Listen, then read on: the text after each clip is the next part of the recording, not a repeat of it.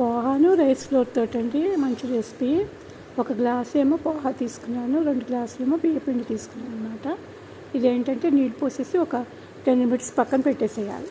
పక్కన పెట్టేసి ఈ లోపల మనం ఏం చేయాలంటే పోపు వేయించుకుందాము. మినపప్పు, ఆవాలు, జీలకర్ర, ఇంగువను. ఈ పోపు ఏంటంటే తీసుకొచ్చి ఇందులో కలిపేయాలన్నమాట. ఒక 10 మినిట్స్ ఇది నానితేనే బాగుంటుందండి. ఇది ఆవిరి మీద ఉడికించుకునేది అనమాట. డోక్లాలాగా ఉంటుంది ఇంచుమించును. ఇంగు కూడా వేసుకోండి, ఇంగు చాలా బాగుంటుంది. కొంచెం కరివేపాకు, ఎండుమిరపకాయలు ఇవి పోపు పెట్టేసిన తర్వాత దాన్ని బాగా కొంచెం మనకి ఏంటంటే ఈనో కలుపుకుంటే కనుక అది పొంగుతున్నట్టుగా బాగా వస్తుందండి, బల్జ్ అవుతుంది చక్కగాను. ఈనో చిన్న ప్యాకెట్ ఫుల్ వేసేసేయచ్చు.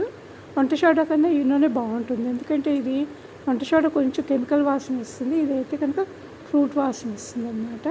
ఇందులో క్యారెట్, క్యాప్సికము, కొత్తిమీర, కొంచెం పచ్చిమిరపకాయలు, ఉప్పు రుచికి తగ్గట్టుగా ఉప్పు వేసేసుకోవడం అనమాట. వేసేసుకుని ఫ్లాట్గా ఉన్న దాంట్లోనే వేయండి. లావుగా ఉన్న దాంట్లో అలా వేస్తే కనుక ఏమవుతుందంటే మధ్యలో ఉడకదన్నమాట. ఫ్లాట్గా ఉన్న దాంట్లో అయితే ఈవెన్గా ఉడుకుతుంది. టమాటా పచ్చడి అయితే దీంట్లో చాలా బాగుంటుందండి. ఒకసారి ట్రై చేసి చూడండి, మీకు నచ్చుతుంది.